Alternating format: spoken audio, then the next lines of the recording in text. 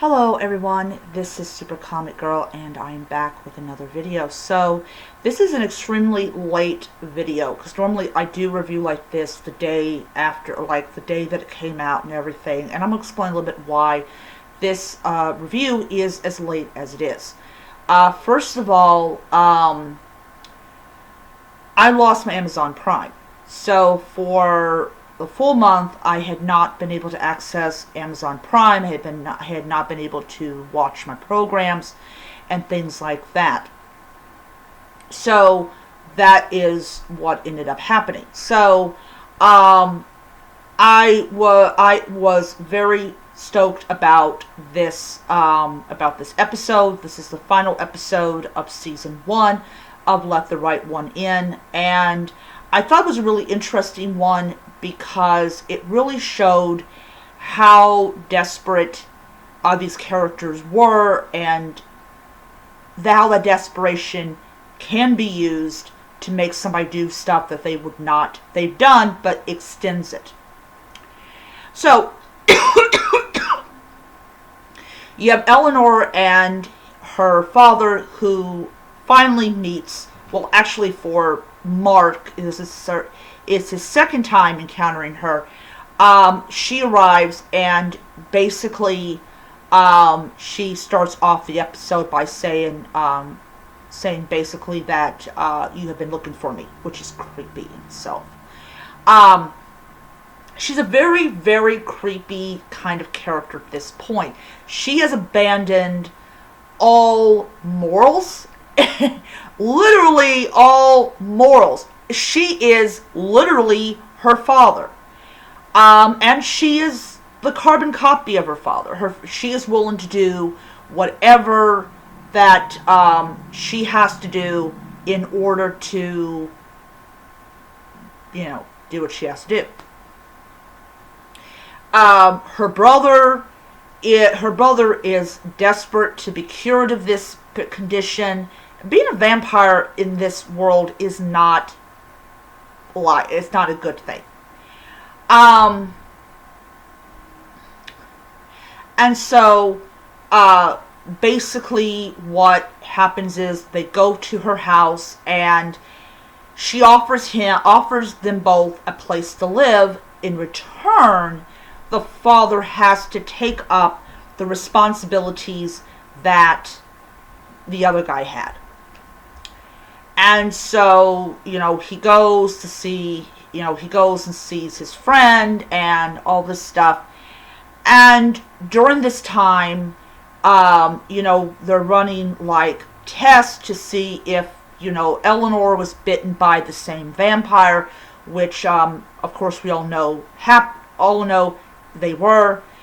And the thing about it is that Deborah thinks that this is a cut and dry thing, that this is just, a guy that's killing people and draining them of their blood.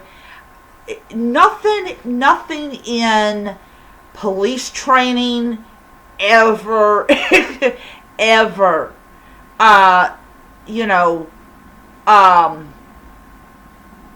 ever, made her ready for this. And she comes upon it as like, look, I'm going to find out who this person is.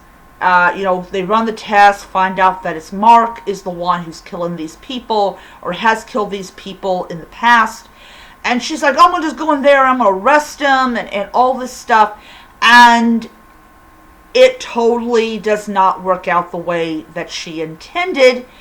And she just comes in, guns blazing, and like her brother goes and just grabs her and starts bashing her brains out. Like, just literally, how much can I do before her brains come out?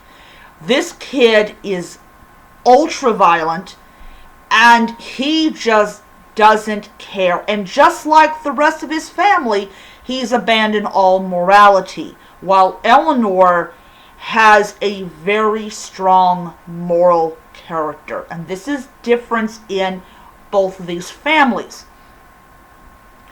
You know, I think his name is David. He has grown up in a world of privilege and of money and of, you know, watching his father do what he has to do to get ahead. And you can see it in, like, his actions. You know, he knows that what his sister is doing is wrong.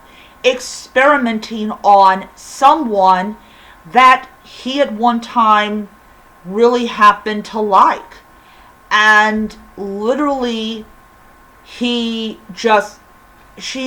rage is there. And instead of, you know, seeing it from, you know, yes, it's a horrible condition that both of them have, but they approach it much differently than, which does echo a lot in how they happen to be raised. So what ends up happening is Mark goes and is lifting this poor woman who basically came on something that she was not ready for, is on death's door. Death is now in the vicinity of this woman. And as much as Eleanor knows that she is damning this very nice woman to the kind of life that she has hated for 10 years, her moral compass is like, okay, look, my dad fucked up and killed my best friend's dad, and I drank his blood not realizing whose blood it was. I want to make sure that my friend doesn't lose his mother.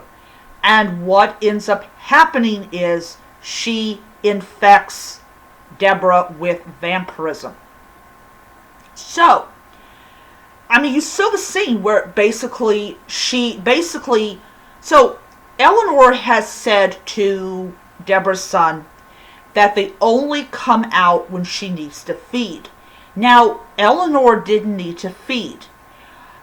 What she didn't tell him is that she can also extend them when she wants to change someone. And the reason she never mentioned it is, point blank, she had absolutely no intention of ever doing it. But because he's her friend, because she cares about him, because she's his friend, yeah. I want to go back and say, did I say that right? Because she cares about him, because she does not want him to be without a mother, she does the one thing that she never thought she would ever do, and that is deliberately infecting somebody with her condition. So, overall, how did I enjoy this episode, this final episode of season 1? I really enjoyed it. It really shows that the entire family is rotten to the core. Eleanor is the only morally straight vampire in this entire dang freaking series. She wants to be cured, but she's not willing to sacrifice her soul for the cure. She's not willing to abandon her morals for this cure. So, what does that mean for Deborah? Well, Deborah is now a vampire. And this means for someone who is a homicide detective, whose job is to find killers and to bring them to justice, she now is a predator. Now, she has not woken up. Now, it was a cliffhanger. So, which means if they do renew Let the Right One In for season 2, we are going to probably definitely see her waking up and at first not realizing what is going on. But she is going to quickly learn that she will never be able to go out in the sun anymore. She will never be able to consume food anymore. The only thing that she can consume is human blood. And this definitely going to put a lot more pressure on Mark, because now he's got to provide for not only Eleanor, but he also has to make sure that Deborah does not get caught. Now, if Deborah accepts being a vampire, will she change her son into one? Now, that's the thing. We all know all it takes is to be bitten by a vampire in this world for you to go through the transformation. Now, they don't really show, like, oh, is there pain and all this type of stuff. It definitely does eliminate the whole thing of the person has to drink from the vampire in order to, first of all, gain the bloodlust for that a vampire has, and also to activate the immortality, basically the shutting down of the gene that controls aging and all that type of stuff. So Deborah is now a vampire. So what is she going to do? Now, we know from the movie that the woman who was bitten, I believe by Oscar, or might have been Oscar's. Not, is it Oscar or Eli? Eli. It was Eli. Was it Eli? Yeah, one of the two. I have not watched the movie. That, she was bitten, and she, all of a sudden, she knew right away there was something wrong with her, and she basically asked for the blinds to be opened up, and she engulfed in flames. Same premise here. So, now another thing is, this also could work a different way, and what could actually happen if the psychotic bitch, I would call her that, manages to survive what happened. Now she is in a predicament, and the predicament is this: she now has to house three vampires. So she has, first of all, she just had, her brother and Eleanor. Now she's got an adult vampire, and this is the one that, is literally, and I personally think, literally is going to have a blade over her head. So now there is this, you got three people that now need to be cured. I really doubt that Deborah is going to go in for the experiments. She is definitely not going to be the type of person that's going to want foreign chemicals pumped into her body.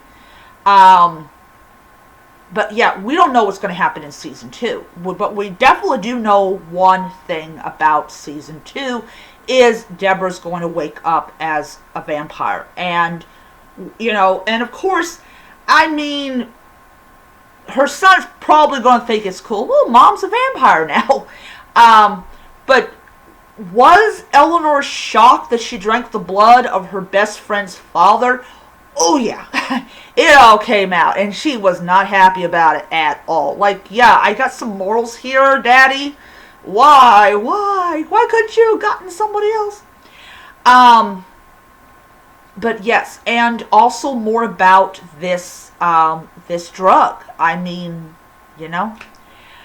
So, anyways, I know this review is a month late, and I am truly sorry about this. Episode 10 was a really good episode. I sort of wish that it had ended with Deborah waking up, so at least we would know. At least we'd be like, okay, now we really don't know what's going to happen in season 2. But I think they did I personally think they did a really good job with the show and everything. So, yes, I am truly sorry that this is over a month late. I just, like I said, I didn't have Amazon Prime, and I could not watch the final episode of season 1. So, they keep on updating, like, as of this date, it's not been, I mean, we're going to find out one way or the other if Let